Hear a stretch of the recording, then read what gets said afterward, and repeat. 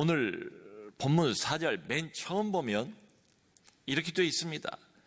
두 사람이 성령의 보내심을 받았대요. 여기 두 사람은 바울과 바나바입니다. 오늘 본문에서 맨 처음으로 바울이란 이름이 등장을 해요. 그 전에는 사울이라고 유대식 이름으로 사도행전에 기록이 되어 있죠. 근데 이제는 바나바와 바울이 아니고 바울과 바나바 이렇게 이제 계속 등장을 하게 될 겁니다. 이방인을 향한 본격적인 선교의 출발. 그러면서 이후에 사도행전의 기록은 바울이 전면에 등장을 하게 됩니다. 바울이 주도적인 입장이 되어서 이방 선교를 끌고 가는 내용으로 기록이 되어 있습니다. 두 사람이 성령의 보내심을 받아. 우리가 지난번에 살펴보았죠. 안디옥 교회에 성령께서 특별한 주문을 하셨어요. 내가 불러시킬 일을 위하여 두 사람을 따로 세우라. 성령이 부르셨어요. 성령이 선교사로 세우셨어요. 거기서 끝나지 않는다. 실제로 선교 활동에 앞장서서 이끌어 가시는 분 누군가 성령이시다. 우리는 어디로 가야 할지 모릅니다. 누구를 만나게 될지 모릅니다. 근데 우리 하나님은 청사진을 가지시고 전체적인 그림을 가지고 이 모든 선교 활동을 주관해 가신다. 이런 이야기죠. 여러분, 그러므로 선교에서 전도에서 가장 중요한 게 있다면 성령의 인도함을 받는 일. 그런데 이것을 처음부터 바울과 바나바는 처음부터 성령의 정확한 인도를 받고 있는 거죠. 그러니까 좀 시간이 걸리더라도 가장 우선적으로 해결이 돼야 할 것은 바로 성령의 정확한 인도하심을 받는 것. 이걸 구해야죠. 안디옥에서 가까운 실루기아 항구입니다. 그 항구에서 배를 타고 떠났대요. 그리고 첫 번째 선교 지역을 구브로로 정했습니다. 이 구브로는 바나바의 고향이기도 해요. 오늘날 키프러스 혹은 사이프러스라고 불리우는 섬입니다. 적은 섬은 아니에요. 지중해에서 세 번째로 큰 섬으로 알려져 있습니다. 우리나라 경기도 면적보다 조금 작은 그런 크기를 가지고 있는 섬이에요. 거기 도착한 지역이 살람입니다. 살람이라는 지역에 도착을 했대요. 동쪽에 있습니다. 거기서 출발을 해서 거기서부터 시작을 해서 구브로 섬을 완전히 가로질러서 서쪽 끝에 있는 지역까지 갔대요. 그게 바보라는 지역입니다. 우리 한글 성경에는 바보라고 파포스, 바보라는 지역에 도착을 했어요. 그런데 이 동쪽 살라미에서 서쪽 끝에 있는 바보까지의 거리가 무려 180km 정도 됩니다. 그게 451을 섬을 동해서 서로 횡단을 한 셈이죠. 근데 바나바가 어디를 주로 들렸는가? 선교 거점으로 유대인들의 회당을 방문을 했답니다.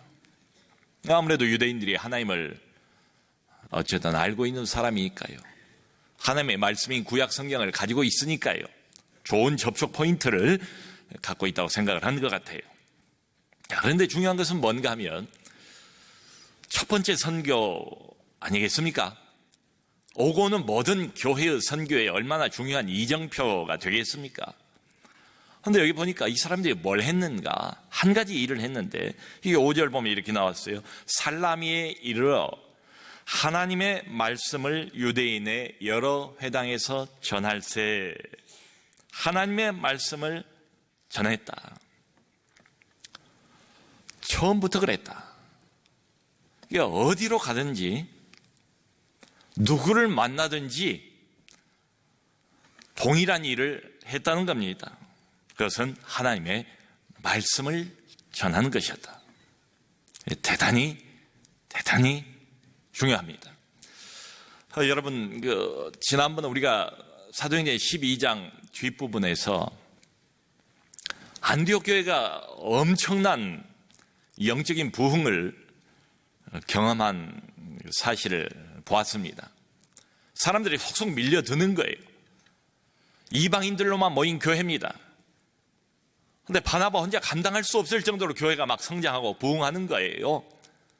그러자 바나바가 일부러 바울을 찾아서 바울을 데리고 오지 않습니까? 함께 동역을 하지 않습니까? 그러면서 교회가 아주 급격히 성장을 하는데요. 참 흥미로운 것은 그 현상에 대해서 이게 이방인 교회의 영적 부흥이죠. 처음 있는 일입니다.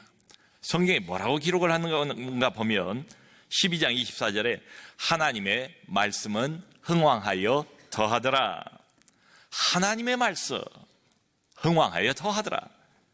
그러므로 여러분, 교회의 부흥은 곧 하나님 말씀의 부흥입니다. 선교도 다르지 않다. 여러분, 여기 총독의 이름이 서기오 바울로 되어 있는데요. 바로 자기 옆에 이 어둠의 앞잡이인 거짓 선지자 바 예수를 끼고 있으니까 얼마나 영향을 받겠어요. 그러니까 이 사람의 영혼은 아마 어둠에 깊이 물들어 있지 않을까 짐작해 볼 수가 있죠. 근데 다행스럽게도요, 이 사람에 관해서 성경이 이 서기오 바울이 지혜 있는 사람이었다. 지혜 있는 사람. 이 말의 원래 뜻은 뭔가 하면 신중한 사람,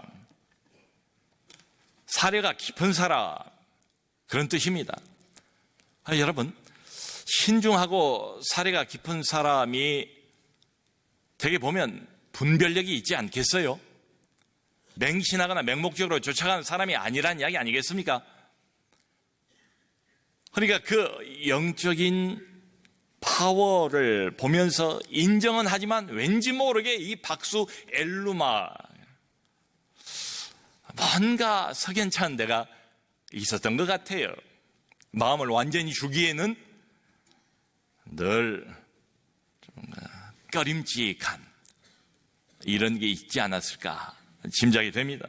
그런데 이 서기오 바울이 총독이 영적인 갈급함을 가지고 있었대요. 이게 좋은 조짐입니다. 그래서 바울과 바나바가 와서 하나님의 말씀을 전하고 복음을 전한다는 이야기를 들었어요. 이 총독이 사람을 보냈어요. 그래서 일부러 두 사람을 자기 관저로 불러들인 거예요. 이 하나님의 말씀을 좀 더 진중하게 듣기를 원해서 말이죠. 하나님의 말씀을 듣고자. 이게 은혜의 징조 아닙니까? 이 하나님께서 이미 이 총독의 마음에서 역사하고 있다는 아주 명백한 표현 아니겠습니까? 자, 그런데 이걸 바 예수가 눈치를 챘죠. 놔둘 리가 없지요. 여러분, 직급으로 따지면 이 사람은 높은 총독일지 몰라도 영적으로는 바 예수의 포로예요. 그 영혼 내 거예요. 꼼짝달싹하지 못하는 노예처럼 묶어놨어요. 그리고 이 총독이라는 지위가 얼마나 좋습니까?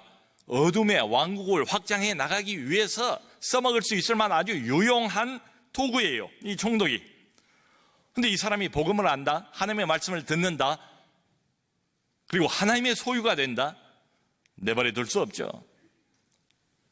그런 일이 일어나면 더 이상 이 총독을 자기 마음대로 농락할 수가 없지요. 자기가 자기 손아귀에 쥐고 있는 총독의 영혼을 곱게 내줄 리가 없지 않겠습니까? 여러분, 우리가 기억할 것은 바로 이것입니다. 복음을 전할 때에 항상 어둠의 영이 방해한다. 안 그러겠습니까? 온갖 수단 방법을 다 동원을 해요. 전도를 해보면 당장에 이걸 알 수가 있어요. 전도하면 많은 분들의 간증이 뭡니까? 경험이 뭡니까? 전혀 예기치 못했던 방해, 느닷없는 방해, 어쨌든 복음을 제대로 듣지 못하도록 방해하는 거예요. 제대로 이해하지 못하도록 방해하는 거예요. 내 소나기에 쥐고 있는 내 소유, 내 부하인 이 영혼을 뺏기지 않으려고 안간 힘을 쓴다는 거지요. 자, 여러분, 그러므로 남은 방법은 한 가지밖에 없습니다. 강제로 뺏어와야 돼요. 힘으로 그 영혼을 뺏어오는 수밖에 없어요. 마태복음 11장에서 예수님이 천국에 대해서 이런 말씀을 하세요. 천국은 침노하는 자의 것이다. 더 강한 자가 들어가서 빼앗아 와야 한대요. 자, 여러분, 하나님 나라, 하나님의 왕국, 하나님 나라의 영토를 확장하는 원리가 바로 이것입니다. 먼저 마귀의 왕국을 쳐부셔야 돼요. 침노해야 돼요. 들어가서 억지로 힘으로 빼앗아 와야 돼요. 그러니까 이건 아니라고요. 마귀의 왕국이 이미 곳곳에 서 있어요. 온 세상은 세상 임금, 어둠의 왕, 그의 영토예요. 그러니까 하나님이 생각할 때 괜히 부딪혀서 골치 아플 필요 있나? 이미 세워진 왕국 놔두고, 그리고 하나님의 왕국은 또 따로 저 멀찍이 세우면 되지. 그게 아니다. 여러분, 하나님 나라가 세워지는 원리입니다. 이게 공식입니다. 예나 지금이나 똑같아요. 그 원리는 뭔가 하면 마귀의 왕국을 쳐부시고 힘으로 마귀의 소나기 위해서 하나님의 백성들을 뺏어 오는 겁니다. 강제로 그걸 하는 거예요. 자, 그러니까 전투가 필수적이죠. 여러분, 출애굽기 보면 400년 동안 노예 생활을 하고 있던 하나님의 백성들이 어떻게 애굽을 탈출합니까? 애굽 사람들이 곱게 보내줍니까? 바로 왕이 10번이나 마음을 바꾸잖아요. 보내준다고 했다가 또 마음을 접고, 이번에는 꼭 보내준다고 했다가 또 마음을 접고, 안 보내줘요.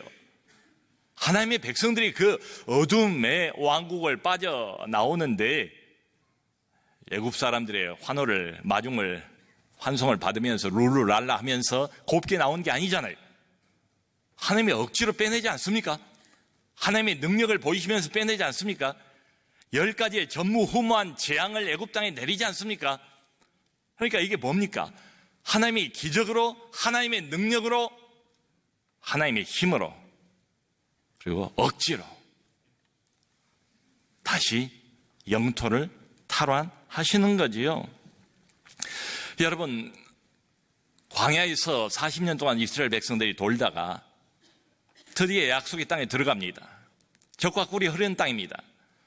근데 가나안 땅에 들어갔을 때에 맨 처음 만나는 경험은 무엇이었습니까? 들어가 보니까 그야말로 산의 진미를 가득 차려놓고 40년 동안 고생했으니까 이제 앉아서 숟가락만 들고 또 먹기만 하면 될 정도로 모든 게 다 완벽하게 갖춰져 있던가요? 아니지요. 여호수아를 앞장 세워서 이스라엘 백성들이 가나안 들어가자마자 시작했던 건 뭐예요? 전쟁이죠. 정복 전쟁이죠. 그 땅을 이미 점령하고 있었던 가나안의 12부족을 다 쫓아내는 일들이 이어지지 않습니까? 그러니까 싸우지 않고는 정복이 없다는 거지요. 이게 하나님 나라 영토 확장의 가장 기본적인 공식이에요. 그러니까 구약 성경에 종종 언급이 되는 게 뭔가 하면 여호와는 전쟁의 신이다. 시편 24편 8절에도 이런 말이 있습니다.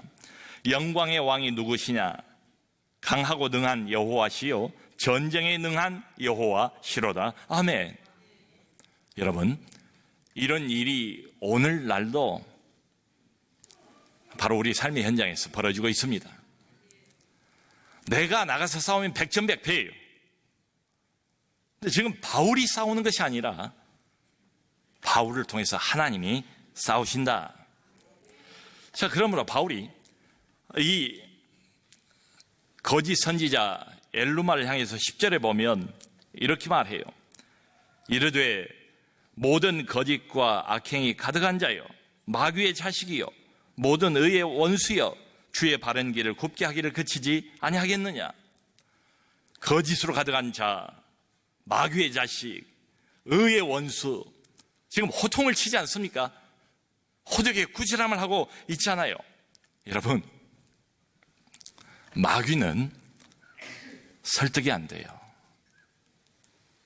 마귀하고는 타협이 안 돼요. 그리고 마귀하고는, 어둠의 영하고는 대화할 수가 없습니다. 그러니까 꾸짖잖아요. 그 다음에 바로 이어서 11절에 저주를 선포를 해요. 보라, 이제 주의 손이 내 위에 있으니 내가 맹인이 되어 얼마 동안 해를 보지 못하리라 하니 즉시 안개와 어둠이 그를 덮어 인도할 사람을 두루 구하는지라.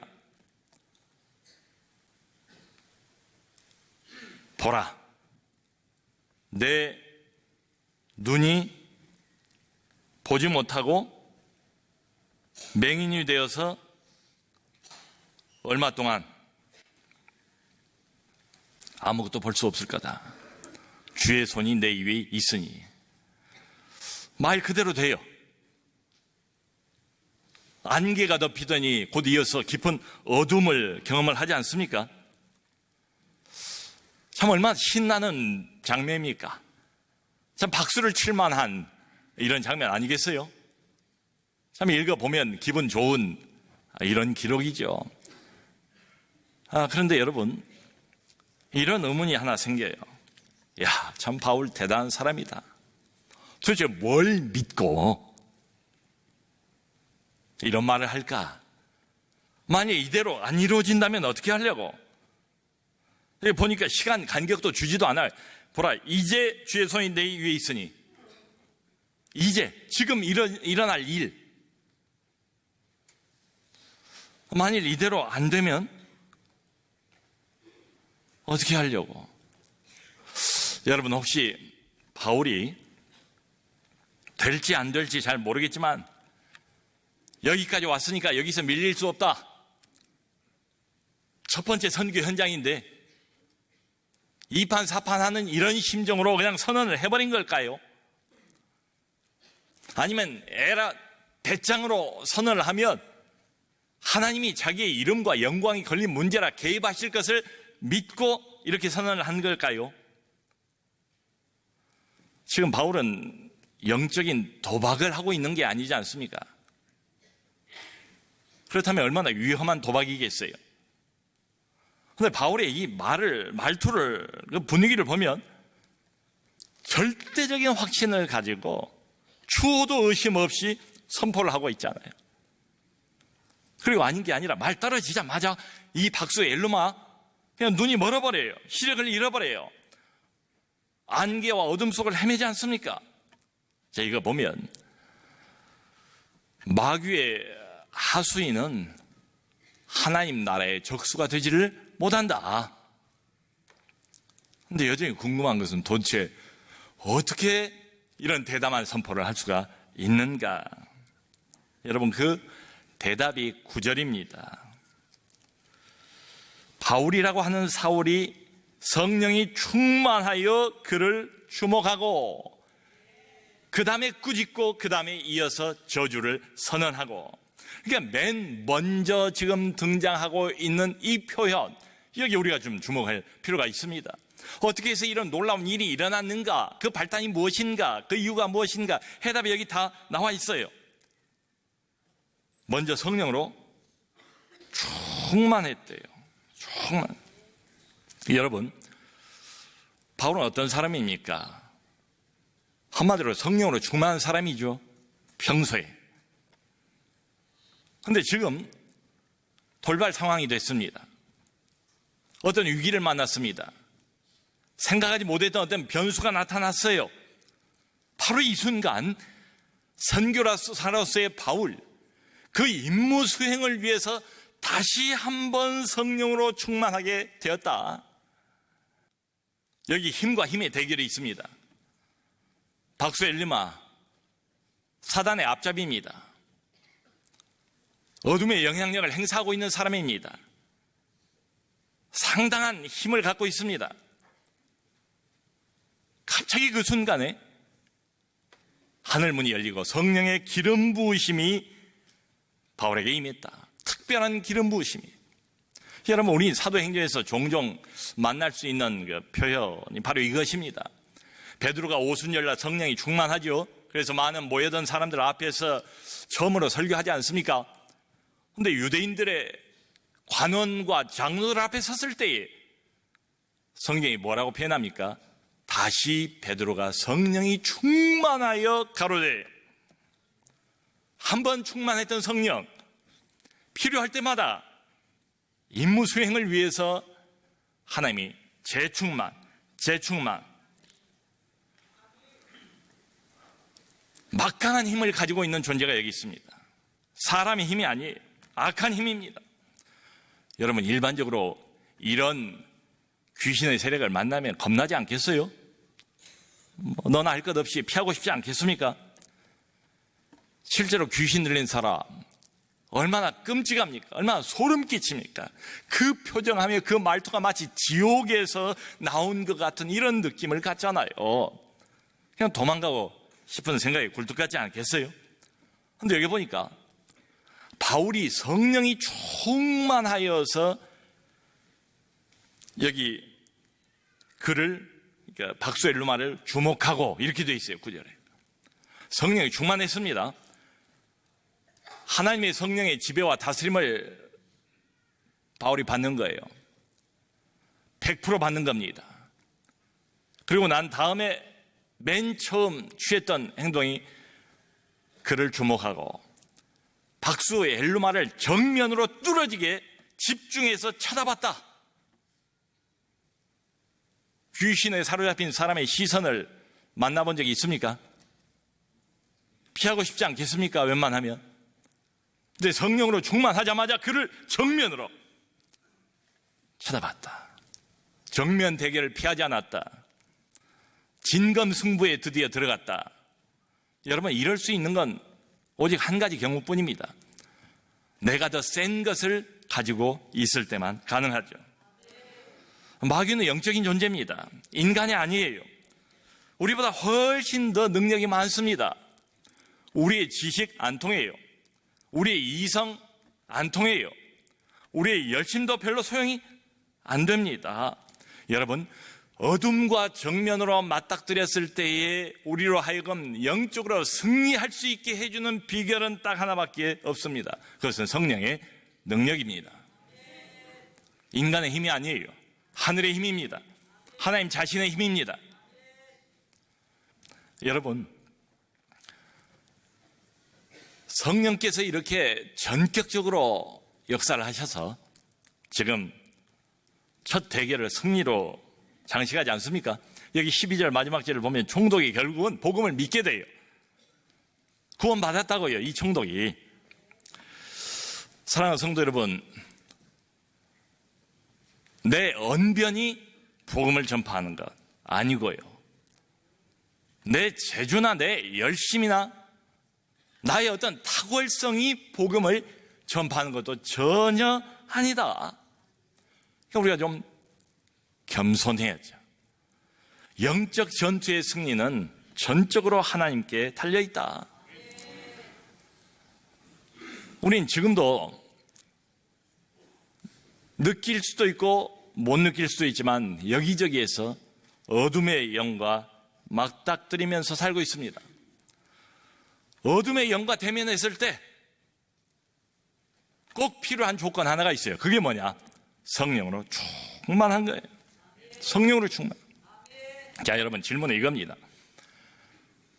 평소에 성령으로 전혀 충만하지 않던 사람이 갑자기 이렇게 위급한 순간이 되었을 때에 성령으로 충만해 줄 수 있을 것인가? 어불성설이죠. 그래서 정말 던져봐야 할 질문은, 나는 평소에 어떤 사람인가? 나는 평소에도 성령으로 충만한 사람인가? 나는 늘 기도하는 사람인가? 나는 늘 하나님과 평소에도 가까운 사이인가? 나는 늘 평소에도 하나님의 임재에 젖어서 사는 사람인가? 그런 사람에게 필요한 때에 임무를 완수하기 위해서 성령의 기름 부음이 부어질 것입니다. 예수님이 그런 말씀을 일종의 팁으로 주셨어요. 구하는 자에게 성령을 주시지 않겠느냐. 성령을 사모하세요. 능력을 사모하세요. 이건 파워 게임이에요. 사모하는 자에게 성령을 주시지 않겠느냐. 성령의 능력을 힘입어서 영적 전투에 꼭 승리하시기를 바랍니다. 그래서 복음의 열매를 거두시고 하나님께 영광 돌리는 우리가 될 수 있기를 주님의 이름으로 축원합니다.